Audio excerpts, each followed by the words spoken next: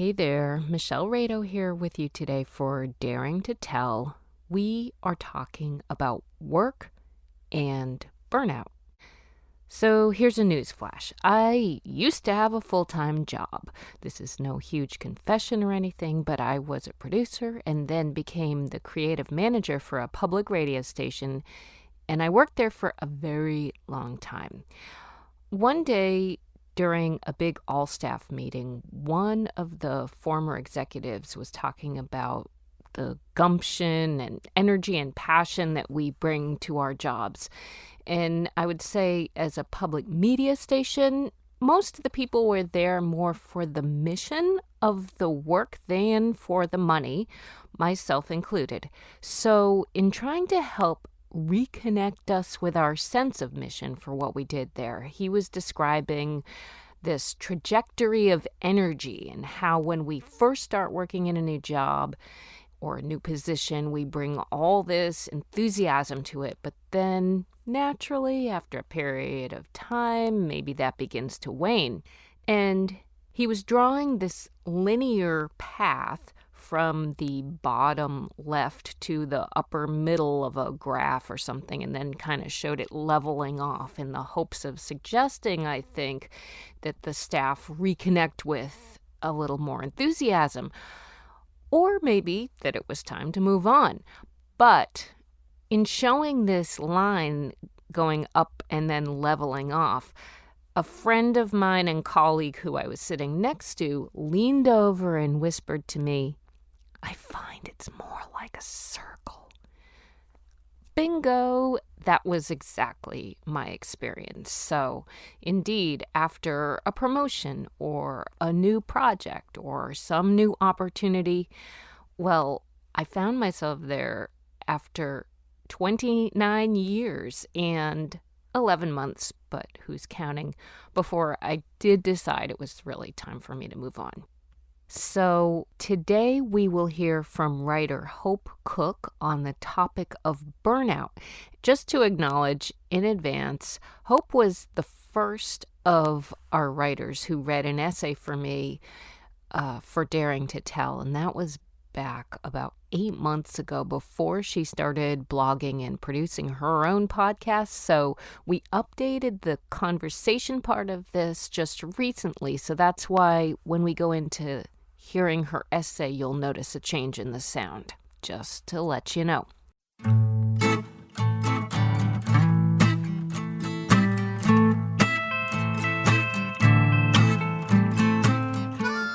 It's terrifying to think of leaving a job, but isn't it more terrifying to think of the time you're wasting living a life of misery? Nothing's gonna make me brave, and nothing's gonna make me brave. Nothing's gonna make me brave except doing what makes me scared. Nothing's gonna break my fall. There's nothing in the protocol. It's like swimming up a waterfall or taking away the ground. Hello, Hope. How are you? Hello. I'm great. Thanks for having me. I am very excited to talk with you today. As I introduce you, I will say Hope is one of the 5 of us who were in our original Truth Tellers group, and Nadine's Power, I always blank on the name of it. Powerhouse Publicity. Exactly. Lots of P's. Yeah. So we've been hearing in this podcast so far many of the folks from our group, and today it's you. Yay. So I'm very excited. So Hope, why don't you tell a little bit about yourself and all the stuff you're doing. You're doing so much. Okay. So I am a writer and I write nonfiction. A lot of it is how to get help with things like mothering and career burnout and just living life. So I try to be pretty honest about how hard things can be. And then I'm an optimist, so I usually give suggestions on how to make things a little better.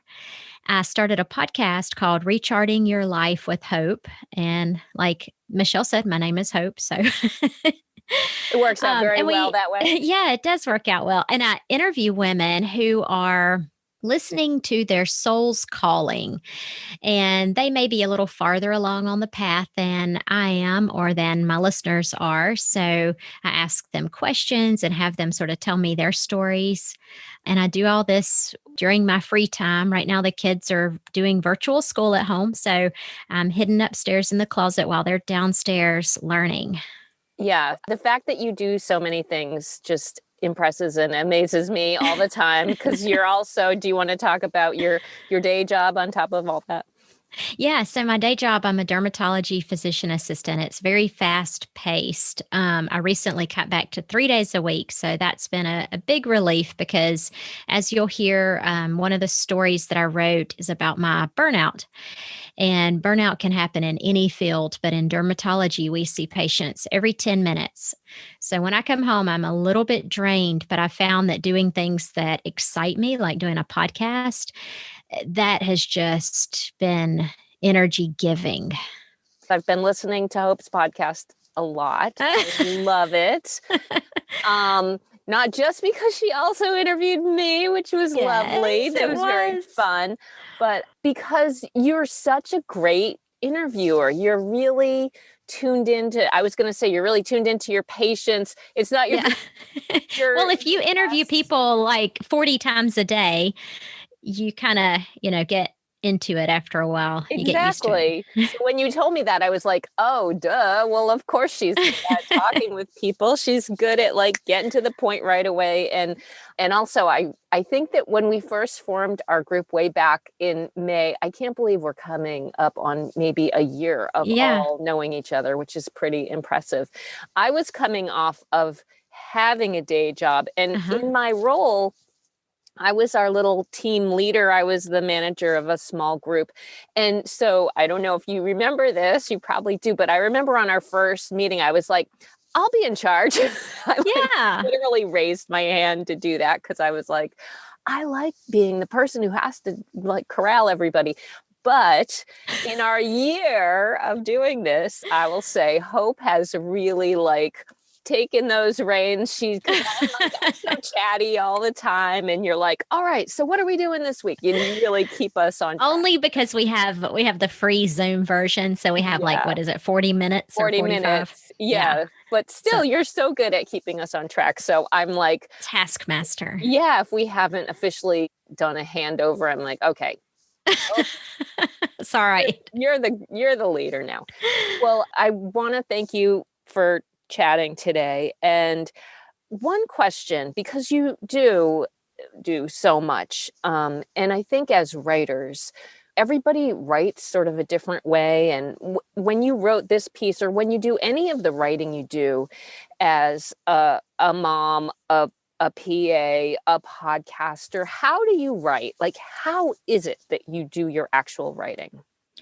I write early in the morning. I get up at 4:30, and so I'd write, within an hour of waking up, and I try to write as if no one will see it, because you'll see when I wrote this, I talk a lot about how my work life was and the parts I didn't like.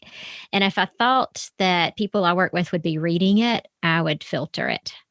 So same thing with mothering. Mothering is hard. And if I thought my kids were going to read it, which they may, but, I'm sure I would leave out certain details. And well, that's why I love it. I think I'm drawn to the stuff that is really brave. And I was wondering, we also connected early on because I also got up around 4:30. So we were both the super early morning people.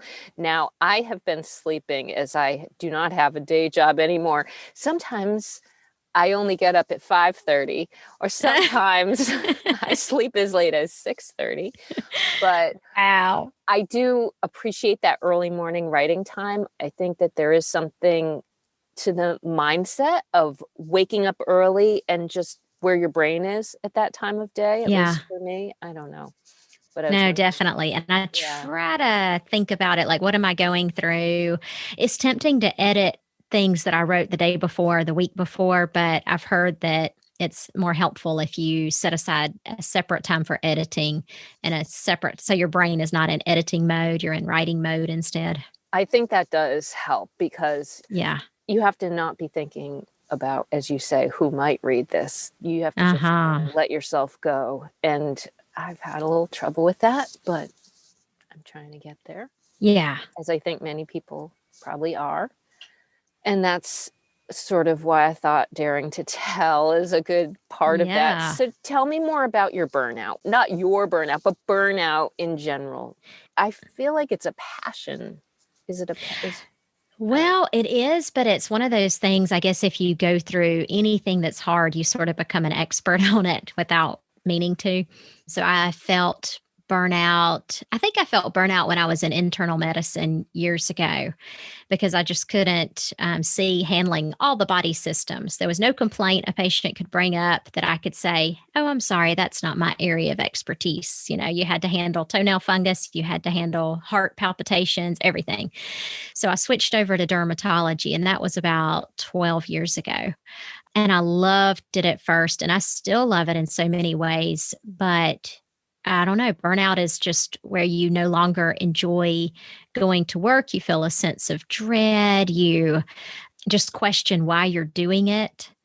And so I think at the time it had a lot to do with where I was working when I first experienced burnout. And then later I experienced it again. And it was just the pace became insane when we had two providers out. Right. And we will certainly hear more about that. But Hmm. maybe also tell me about what it is that you love about dermatology. Well, I love that dermatology is very tangible. You can touch it, you can feel it, you can see it. You're not listening for some faint heart sound or using a tiny little otoscope to peer at the eardrum and, oh, is it red? I don't know. So it's just right there in front of you. And I love that the appointments are so quick because you're just dealing with the skin. So I think I have a short attention span. So by looking at it, yep, that's blah, blah, blah.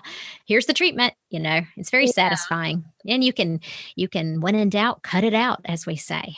that's great. I know. Well, it is interesting, the different parts of the body and the things that we're drawn to, and how you eventually got into it was pretty cool, and you worked hard to get there. So Yeah, and I think one of the things I love, you were saying I'm passionate about burnout, and I think it's not so much burnout as it is redirection. I love hearing stories of people who've pivoted and reinvented themselves or just pivoted and made new choices and did things differently because we can always change. And that's one of the things when you're in the midst of burnout, it feels like you're stuck. You're down in this pit of despair. So if you can come out the other side, it'll be just a beautiful, beautiful experience. well, we will talk about your podcast a little more on the other side too, because that's sort of what your whole podcast is about. But why don't you introduce your piece and anything you want to say to us about it before you read it? All right. So this piece is about two different episodes of burnout in my life. And as I said earlier, I felt very vulnerable when I wrote it because I was thinking, what if my boss reads this? What if my coworkers read this? So I tried to be mindful of how I saw it from my perspective and not try to guess what they were thinking or why the pace was what it was. Tried to just tell my story and also give some tips on, if you find yourself in a similar predicament. All right. Well, here we are with Hope Cook and her essay. Since becoming a physician assistant 18 years ago, I've experienced burnout twice so far. The first occurred in my 7th year in dermatology. I began dreading Sunday nights, feeling a heaviness in my stomach and a tightness in my neck and throat. At home, my temper would flare as I'd frantically over prepare on the weekends with hours of laundry, food prep, and cleaning in an attempt to control something. And during the week, I started looking forward to dental appointments or any excuse to buy a few hours away from work. Migraines were common for me, but they ramped up to several per week. In hindsight, red flags were present from the beginning of this job, but I was blinded by my gratitude for landing a job during a recession. I'd heard for years that dermatology was the best field of medicine and that it was next to impossible to get hired with no previous dermatology experience. So, despite witnessing the firing of 7 office managers and the turnover of 28 employees with a staff size of just 12 during my first few years, I remained loyal and grateful to be working in a field I enjoyed with the doctor who'd willingly trained me in this coveted position in dermatology. By the time I accepted that my supervising physician's quirkiness might be more of a full blown mental illness, I'd already become attached to my patients and fallen in love with the specialty. Like someone in a bad marriage, I convinced myself it wasn't that bad. Sure, my doctor used cameras to monitor her staff when she wasn't there. And yes, she had frequent scathing online reviews about her bedside manner and wacky diagnoses, like all rashes were due to mites. But I thought I could single handedly save things.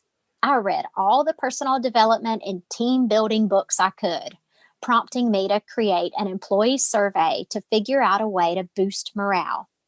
As I read over the surveys, I discovered that all my coworkers had answered 2 questions the same. The thing everyone loved about the job was having Friday afternoons off. The thing they all wanted to change was the doctor herself, who unfortunately owned the practice. During my last year there, my doctor hired another physician assistant. Like having a baby to fix a broken relationship, I was hopeful that having another medical provider would help balance things out.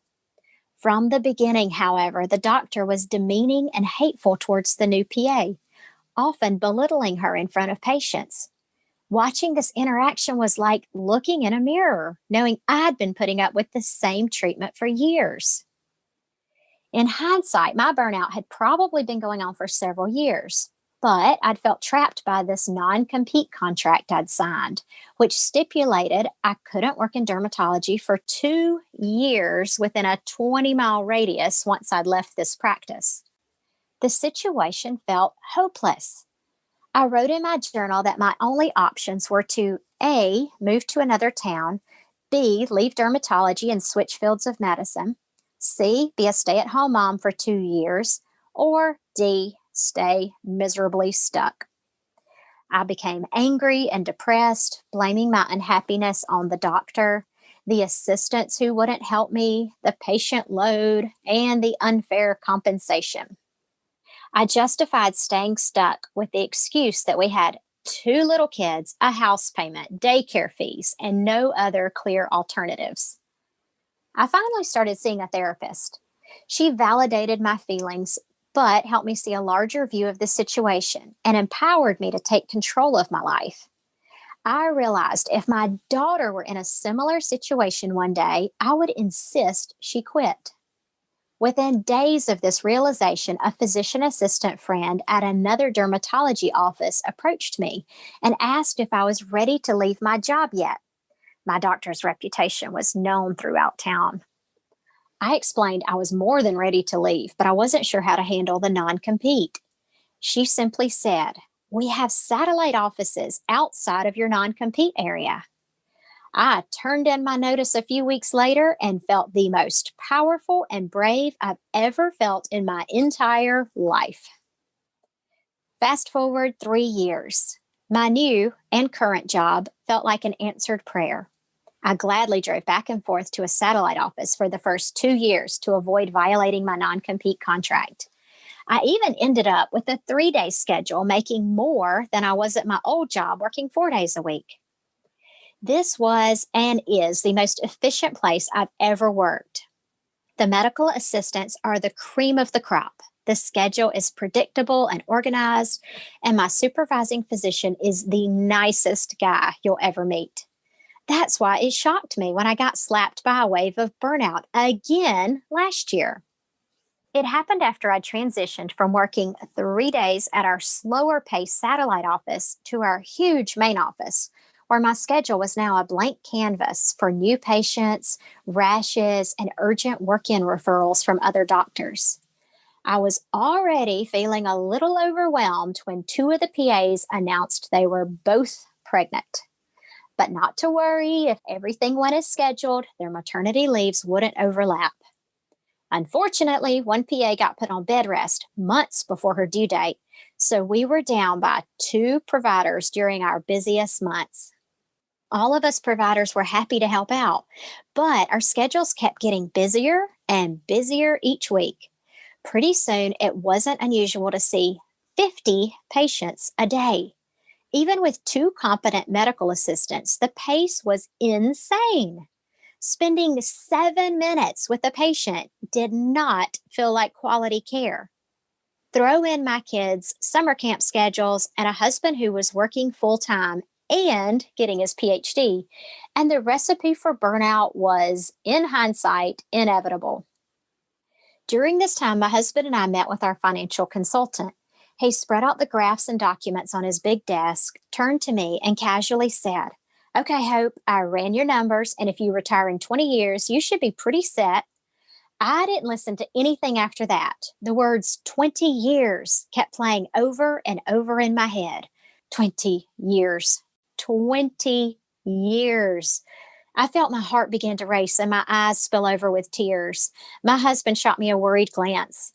We finished the meeting and made it to the elevator before I started bawling. I can't work like this for another 20 years. I don't know if I can last another 6 months. Until that moment, I hadn't even realized I was experiencing burnout again. My dread of work returned, as did my migraines, which I've come to see as my barometer for my stress level. My husband reassured me the situation would get better once my two coworkers returned. But every day I felt more burned out. One day, my office manager casually inquired how I was doing. Remembering my first burnout and my vow not to let it get that bad again, I ended up breaking down in front of him. I told him this pace was killing my desire to see and treat patients. I confessed I felt like I'd gone from providing A-plus patient care to B-minus care, and I didn't give a hoot. I was flying through my notes in order to get the heck out of there and didn't have time to look things up and research conditions and treatments like I'd always done. I barely had time to go to the bathroom or eat lunch. I weepily told him I was burned out. To his credit, he listened. He took my concerns seriously and passed the information to my supervising physician. They couldn't slow the schedule down right away, but they began to block out places when patients canceled. This helped, and they talked to each of us about what we wanted our schedules to look like in the coming months. My boss also made it a point to meet with each of us providers periodically to address our concerns and ask how we were doing. None of this would have happened if I hadn't had the courage to speak up. Burnout doesn't have to look like my first story with a crazy office situation. It can happen even with a great job and amazing coworkers. I found that it was harder to admit burnout when everything looked perfect on paper. I told myself I should be happy and became convinced something was wrong with me. I felt guilty for my feelings and ashamed that I couldn't hang with a busy schedule when everyone else seemed to be managing okay. It was also hard to complain about the number of patients I was seeing since I was making a lot of money every month. The more patients I saw, the more I got paid. I would like to swear that I'll never let burnout happen again, but burnout isn't always predictable. If you're dreading work, noticing more physical symptoms of distress like pain, not sleeping, fatigue, headaches, or if you no longer find joy in your career, don't ignore the signs. Get clear with yourself about whether the situation can be improved. Ask yourself the magic wand question. If I had a magic wand and could change things about this job, would I still feel this way? Maybe you have more influence in the situation than you realize. If the magic wand things you listed are next to impossible to change, then you have to be honest with yourself and muster up the courage to look for another job. It's terrifying to think of leaving a job, but isn't it more terrifying to think of the time you're wasting living a life of misery? If it seems plausible that your magic wand wishes might change, talk to management or maybe even apply for a supervisory role yourself to create the changes you desire. A good boss or employer won't let you stay burned out. They'll want to keep you and will be willing to make changes. If they won't, then take that as your sign. It's also a great idea to see a therapist. Talking to your coworkers will only get you so far. It can backfire into creating a cesspool of negativity. Likewise, it's not fair to vent to your family all the time about how awful you feel. Life is too short not to do these things. We spend a third of our waking hours at work. It's worth investing the time and energy to make them enjoyable and to live the best possible version of your life. It might not be quick or easy, but you'll look back from your burnout and know it was worth every sleepless night, every uncomfortable conversation, and every moment of fear. I love this essay so much. As you said, you are so positive, and I'm going to embarrass you a little bit now by going on about it, but there's just so many good things in here. You have such a positive attitude, and I think is one of your themes that you go back to, I hear a lot, is this theme of being stuck.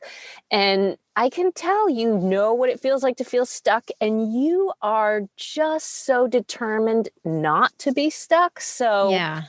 I don't know. I just love it. I love the fact that you did a survey in your first Yeah. job when you were there. So, but before I gush about you too much more, maybe just tell me first, what was the scariest part about this? Like, what was toughest about writing this essay and maybe reading it too? It was part of it was hard imagining again when I talked to my first boss and told her I was leaving. I mean, it's almost like going through a divorce. And it was quite traumatizing how it was handled. So I can still, I mean, my heart rate picks up a few notches when I think about, saying, "Can I talk to you?" And I mean, it just, I can feel it, my throat kind of tighten up. I got a chill when you said that because Yeah, it did not go very well. um, But that's also a sign, that it was meant to be. yeah, and that it was you did the tough thing that you had to do, and that you were so brave to write about it after too, because I know that's the hard part, to sort of have the let's stand up for ourselves in Uh-huh. this.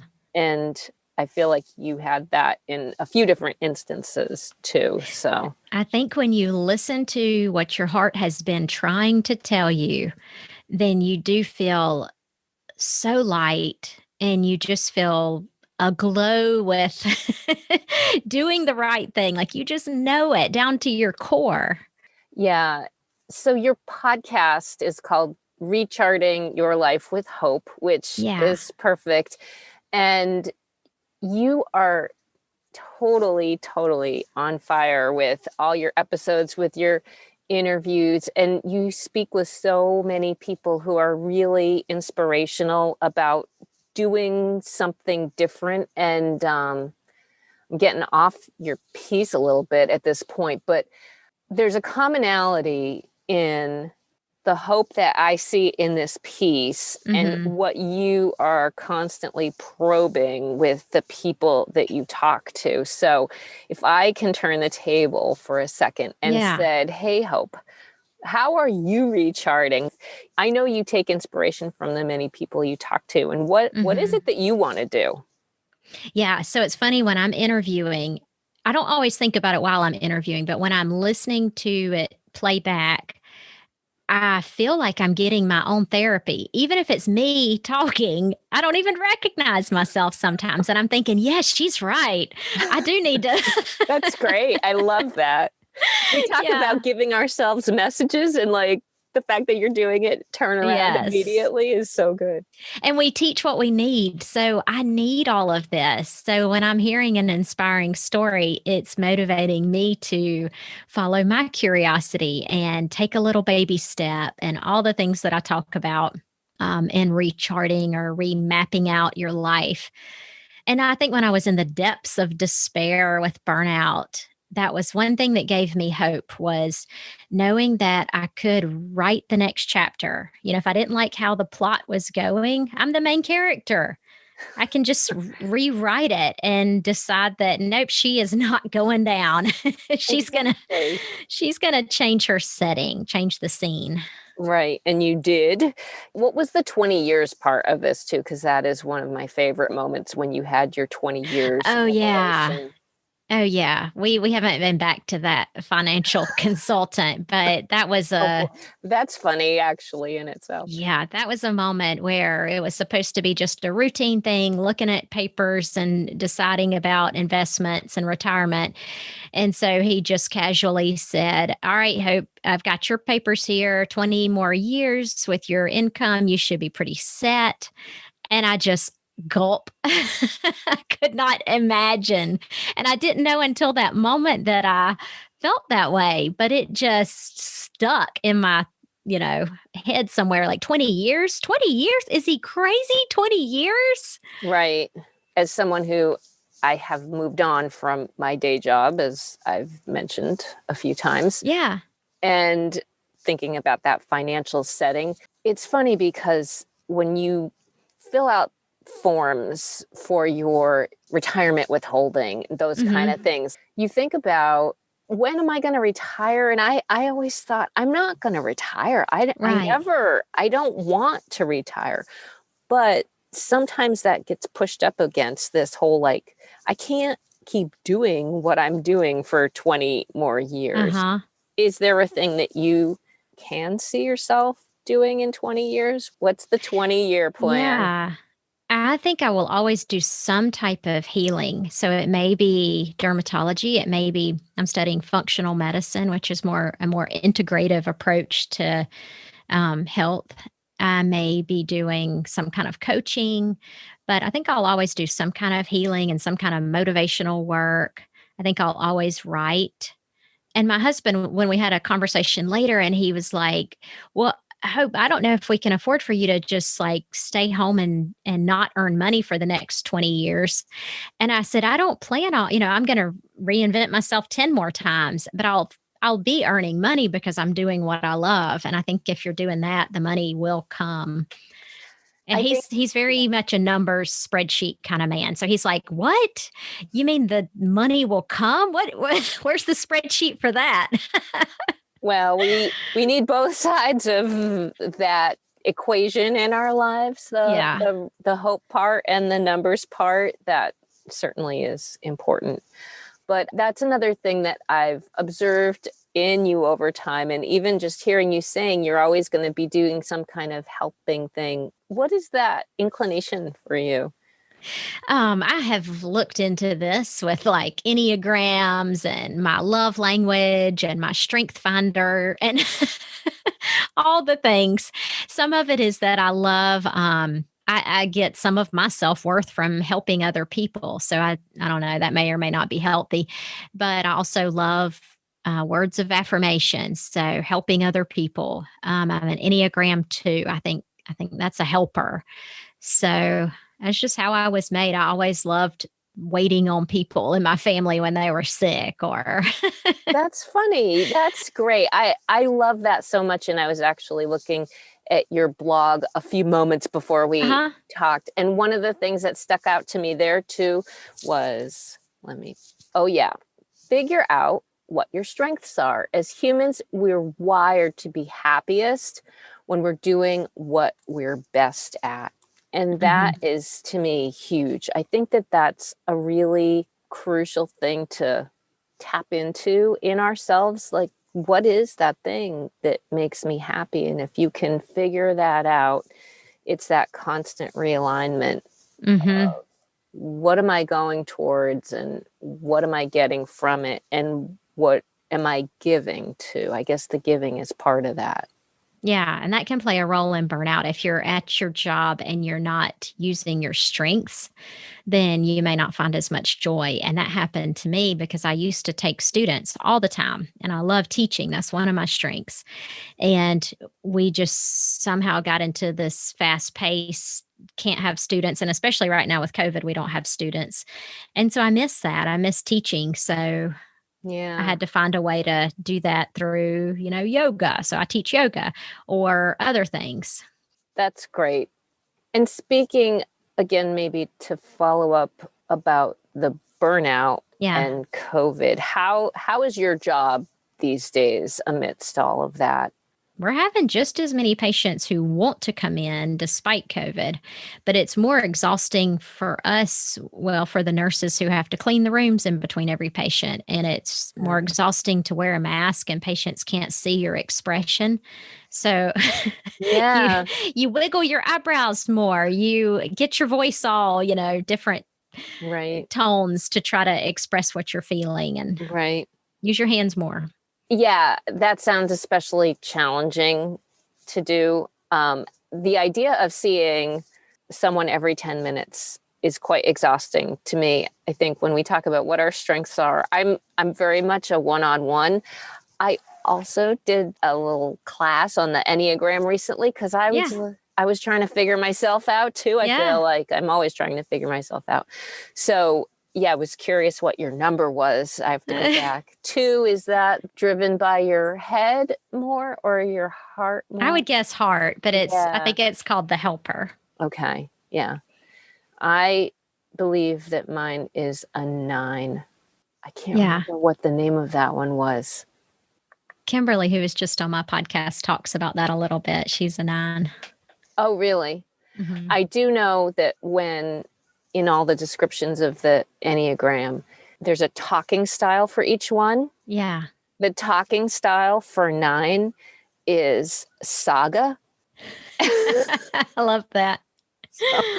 I feel like that's me because I just get derailed on things Yeah. all the time, and all of my offshoot conversation. I can't even think now as I try and Yeah. describe my own talking style, but I put a newsletter out every week and I feel like my newsletter is pretty much nothing but saga. So I That's just all right. let It feels myself like, go. yeah, it feels like you're talking to us there. Oh, that's good. And to that point, I guess to maybe bring it back to writing a little bit as we wrap up, but to find the kind of style with our writing and with our communication that we're able to just let ourselves go, let it flow. And I can see definitely how teaching, helping, you draw things out of people, and it's lovely.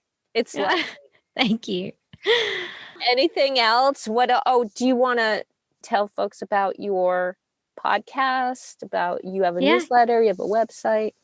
Yeah, y'all can sign up for my newsletter. I'm in the process of revamping it, but go to the website hopethepa.com and you can listen on your favorite podcast platform to Recharting Your Life with Hope. Check it out. Yeah. It's very good. I love And it. subscribe to this podcast too. And Absolutely. write a review. Write a review. All right. Well, thank you so much for our conversation today. Thanks, Michelle. Well, thank you, Hope. I hope She is just so positive, and she really is someone who loves teaching. That's one thing I cannot relate to at all. But we all do our own things, right? So her podcast again is called Recharting Your Life with Hope. I will put a link to it and to her blog in our show notes.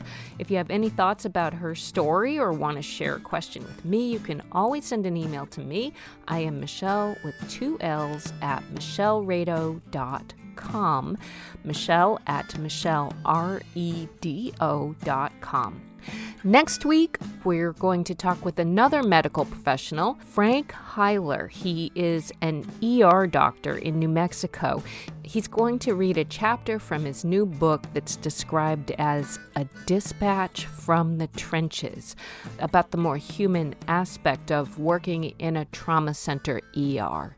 We spend too much time talking about sort of the delicacy of human beings, how vulnerable we all are and how vulnerable people are to traumas and so on, and perhaps not enough talking about their resilience.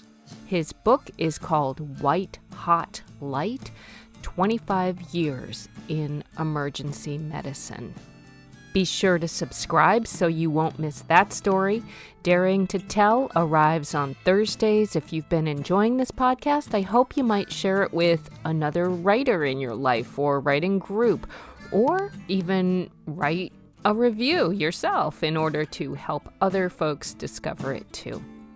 Thank you so much for listening. And nothing's gonna break my fall. There's nothing in the protocol.